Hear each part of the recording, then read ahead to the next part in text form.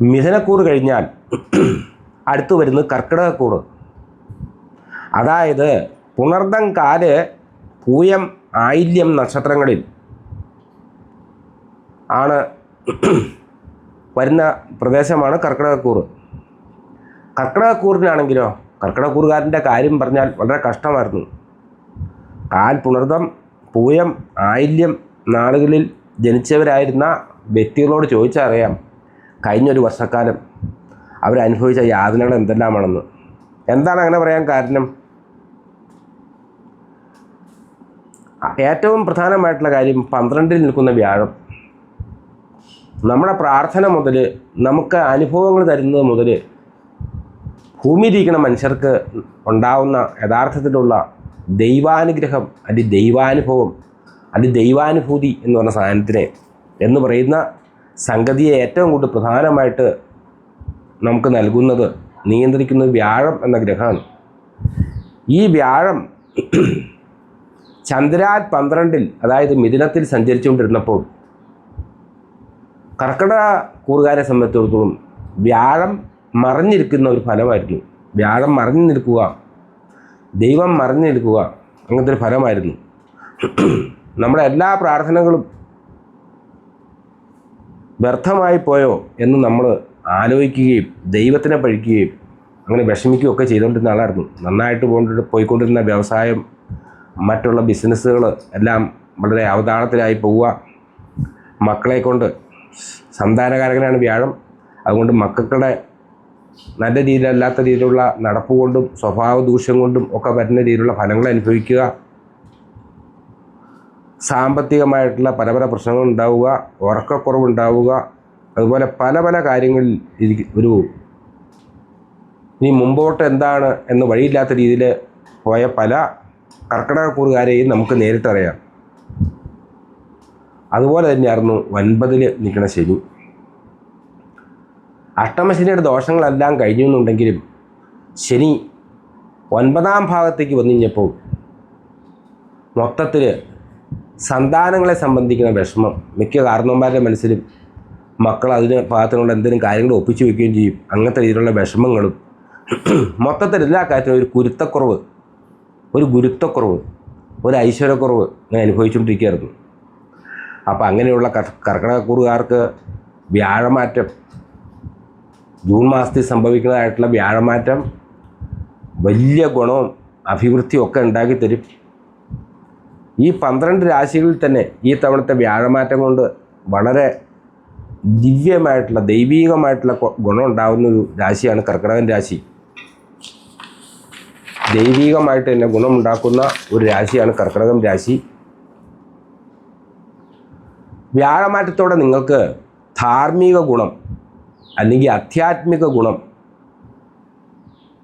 ദീർഘയാത്രകൾ, ഉന്നത പഠനം, അതുപോലുള്ള പല പല കാര്യങ്ങളും നമുക്ക് ഇതായിട്ട് കിട്ടും.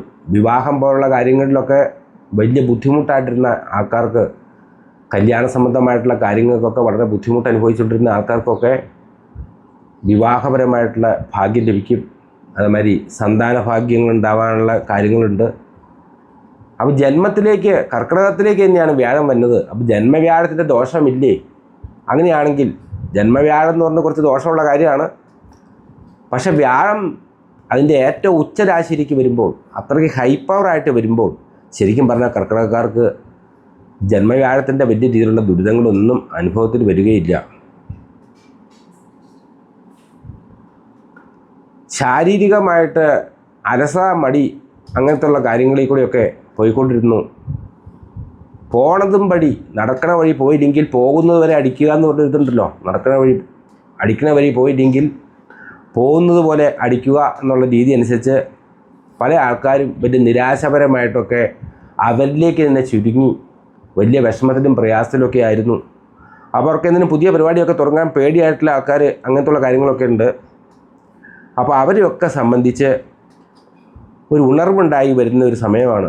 ശരീരത്തിനും മനസ്സിനും ഒക്കെ കുറച്ച് പ്രശ്നങ്ങളും രോഗങ്ങളും ഒക്കെ ഉണ്ടായിരുന്നവരെ സംബന്ധിച്ചിടത്തോളം പെട്ടെന്ന് ഉണർവ് കൈവരിക്കണം. വ്യാഴത്തിൻ്റേതായിട്ടുള്ള ഈ ഊർജ്ജവും നമുക്ക് പുതുതായിട്ട് കൈവരിക്കണം എന്നുണ്ടെങ്കിൽ നമ്മൾ പെട്ടെന്ന് കുറച്ച് കാര്യങ്ങളൊക്കെ അതിന് വേണ്ടിയിട്ട് വ്യായാമം ചെയ്യുക, രാവിലെ തന്നെ ഉണരുക. അത് പ്രത്യേകിച്ചായിട്ട് കാര്യമുണ്ട്. സൂര്യൻ ഉദിക്കുന്നതിനേക്കാൾ മുമ്പ് ഉണർന്ന് കുളിക്കുക എന്ന് പറയും. അപ്പോൾ സൂര്യൻ ഉദിക്കുന്നതിന് മുമ്പ് ഉണരുക, കുറച്ച് വ്യായാമമൊക്കെ ശീലിക്കുക, സൂര്യോദയത്തിന് മുമ്പ് തന്നെയായിട്ട് കുളിക്കുക. അതേമാതിരി വിഷ്ണു പ്രീതി വരുത്തുക. വ്യാഴാഴ്ചകളിലോ അല്ലെങ്കിൽ നിങ്ങളുടെ നക്ഷത്രങ്ങൾ വരുന്ന ദിവസങ്ങളിലോ, കൂടുതൽ നല്ലത് വ്യാഴാഴ്ച ദിവസങ്ങളിലാണ്. ഇത് നമ്മൾ ഗോചരരാശിയിൽ വരുന്ന വ്യാഴത്തിന് വേണ്ടിയുള്ള കാര്യം ചെയ്യുന്നതിൻ്റെ പേരിൽ വ്യാഴാഴ്ച ദിവസങ്ങളിൽ വിഷ്ണു ദർശനം ചെയ്യുക, നെയ്വിളക്ക് വയ്ക്കുക.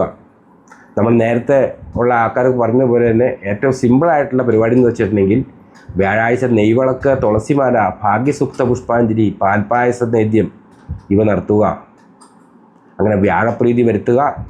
അതുമാതിരി 9ാം ഭാഗത്ത് ഭാഗ്യസ്ഥാനത്ത് അല്ലെങ്കിൽ ദൈവികമായിട്ടുള്ള സ്ഥാനത്ത് ഇങ്ങനെ ശനിയും നമ്മൾ വളരെ ഇതായിട്ട് വേണം. നമ്മുടെ എല്ലാ രീതിയിലുള്ള പ്രശ്നങ്ങളും ഇതെല്ലാം പരമശിവനിൽ സമർപ്പിക്കുക. ശനിയാഴ്ച ദിവസങ്ങളിൽ പരമശിവനെ തൊഴുത് വിളക്ക്, കുവളമാല, മൃത്യുഞ്ജയ പുഷ്പാഞ്ജലി, ധാര ഇതുപോലെയുള്ള പരിപാടികൾ, അതുപോലെയുള്ള വഴിപാടുകൾ കൃത്യമായിട്ട് നടത്തുക. പഞ്ചാക്ഷരി ജപിക്കുക. അതുപോലെ രാവിലെയോ വൈകുന്നേരമോ ഏതെങ്കിലും ഒരു സമയത്ത് കൃത്യമായിട്ടുള്ള വ്യായാമ പദ്ധതികൾ ഉണ്ടാക്കുക, നടക്കുക. അതുമാതിരി ആഹാരം കഴിക്കുന്നതൊക്കെ വളരെ ശ്രദ്ധിക്കുക. തമസിക് ഫുഡ് കഴിക്കാതെ, വലിയ മത്സ്യമാംസങ്ങളൊക്കെ നമ്മുടെ എല്ലാ സമയത്തും കഴിക്കാതെ നമ്മൾ കുറച്ച് പച്ചക്കറിയും ഇലക്കറികൾ അതുപോലുള്ള കാര്യങ്ങളൊക്കെ ഉപയോഗിച്ച് ശീലിക്കുക. ശനിപ്രീതിക്ക് വേണ്ടിയിട്ട് ശാസ്താവ്, അതുമാതിരി ഹനുമാൻ സ്വാമി, ഭദ്രകാളി, അതുപോലെയൊക്കെ തന്നെ നമ്മുടെ ദക്ഷിണാമൂർത്തി ക്ഷേത്രങ്ങളൊക്കെ അപൂർവമായിട്ടുള്ളൂ. ദക്ഷിണാമൂർത്തി സ്വാമികളെ ആരാധിക്കുന്നതും ഒക്കെ ഉള്ളതാണ്. പൊതുവെ പറഞ്ഞാൽ കർക്കിടകക്കൂറുകാർക്ക് ഒരു പ്രത്യേക കാഴ്ചപ്പാടും വിവേകവും അതേമാതിരി മനസമാധാനവും ദൈവാധീനവും ഒക്കെ വരുന്ന കാര്യമാണ്. മാനസികമായിട്ടുള്ള രീതിയിലുള്ള വളരെ വലിയ ധാർമ്മിക ഗുണങ്ങളാണ് ഇതിലേക്ക് ഏറ്റവും പ്രധാനമായിട്ടുള്ള കാര്യം. ഏതായാലും കർക്കിടകക്കൂറുകാരായിട്ടുള്ള എൻ്റെ എല്ലാ പ്രിയ പ്രേക്ഷകർക്കും നല്ല ശുഭകരമായിട്ടുള്ള ഒരു വിഷുവർഷം നേർന്നുകൊണ്ട് അടുത്ത കൂറുകളിലേക്ക് പോകും.